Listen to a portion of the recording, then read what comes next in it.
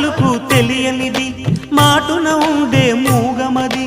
కమ్మని తలపుల కావ్యమయే కవితలు రాసే మౌనమది రాగల రోజుల ఊహలకి స్వాగతమిచ్చే రాగమది శృతిలయలరగని ఊపిరికి